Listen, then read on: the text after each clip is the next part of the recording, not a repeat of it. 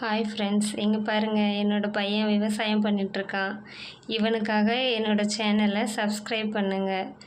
இவன் இந்த மாதிரி இன்னும் நிறைய வேலை செய்கிறத நான் வீடியோ எடுத்து உங்களுக்கு நிறைய போடுறேன்.